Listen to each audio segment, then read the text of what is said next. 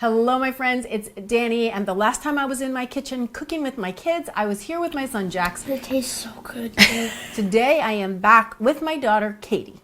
Hi guys, it's Katie, and today me and my mom will be making smashed potatoes. Once again, we have teamed up with our friends at KiwiCo and are lucky enough to be one of the first families to try their newest cooking subscription line, Yummy Crate. Yummy Crate focuses on the joy of preparing and sharing a delicious meal with your family, which is one of our favorite things to do. KiwiCo's Yummy Crate unlocks the science of cooking and helps kids gain confidence in the kitchen with family-friendly, kid-tested recipes and hands-on STEAM experimentation.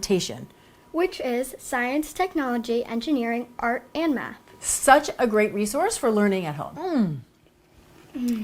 Okay, so let's see what we've got here. Well, we have this cute little box, and inside there's an orange round tool. That, my friend, is a burger press. And then we also have a small package of colored markers. We have a tasty and toasty packet that has some STEAM activity cards, a Yummy Zine, which is like their little magazine. There's these cool cards so you can make a menu out of what you're cooking, like if you're at a restaurant, and also some recipe cards and a shopping list for the adults. Now the Yummy Crate comes with 3 different recipes, and Katie chose to make the smashed potatoes, which sound delicious, but what made you choose them? Well, I really like French fries. Same. And my Sorry, mom. I like them a lot too. And French fries, as you know, they're very salty and crispy, and I would think that the smashed potatoes would have the exact same qualities. So that's why I picked them. That actually makes a lot of sense, and so now Right? I'm even more excited about this recipe than I was before. All we need for this recipe is 1 pound of small potatoes, some olive oil, salt, and garlic powder. That sounds easy enough. So the very first thing we're going to do, give our potatoes a nice rinse under some cold water. Then I'm going to get the potatoes into a nice large pot Cover them with water. and add 1 teaspoon of salt. Then we're going to bring that heat up and let everything come up to a boil. Once you see your potatoes boiling, you want to let them cook for another 8 to 15 minutes. The goal is for the potatoes to become fork tender. So you want to start checking after 8 minutes. And this is what you want to see. We're going to scoop a potato out with a slatted spoon, get it onto a cutting board, and just, if your fork should slip right in and right out. These look just perfect. Okay, so I'm gonna scoop the potatoes out of the pot. We'll get them into a nice big colander, let them cool off, and in the meantime, I have a rim baking sheet, and I'm going to line it with some parchment paper. perfect.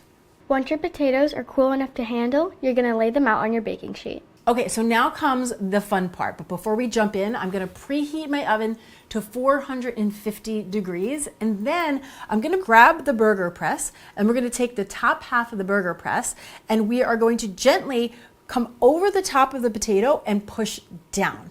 And Katie and I had to take turns with this one because this is the fun part, and we both wanted to do it. Oh my gosh, this is so satisfying. I actually totally get that. There is something very satisfying about smushing a potato. Now we're going to add a little extra seasoning by combining 2 tablespoons of olive oil, a half a teaspoon of salt, and a half a teaspoon of garlic powder. Gently whisk that all together, and then Katie's going to just brush that right over the top of the potatoes. And I might have to do some too, because it's fun. And who doesn't want to do the fun things? Okay, once that's ready to roll, we're going to sprinkle a little extra sea salt over the top, and then into the oven they go, anywhere between 25 and 40 minutes. The goal is for the potatoes to be golden brown on the top and crispy on the edges. These look perfect. So we're just gonna let them cool down a bit. And honestly, my go-to way would be to just serve this with a little bit of ketchup on the side, because again, like Katie said earlier, it's gonna give us that French fry-like experience. And I don't know about y'all, but we are always trying to create a French fry experience in our house. Yeah. Right?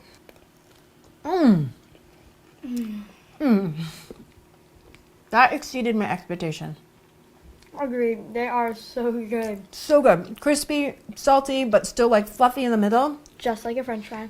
Oh my God. Yes, just like a French fry. I think this is going to become a new Spee staple. Definitely. So good. Bite.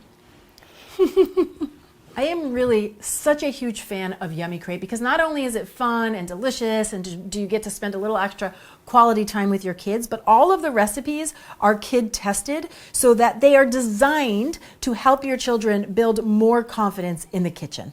I also think this would make a brilliant gift idea for any children in your life. So if it's something you're thinking about checking out, make sure to take advantage of the special offer that KiwiCo is offering the Clean and Delicious family. It's 50% off your first Yummy Crate subscription. So I have a link for you down in the description box below. All you need to do is visit www.kiwico.com/delicious and you can save 50%.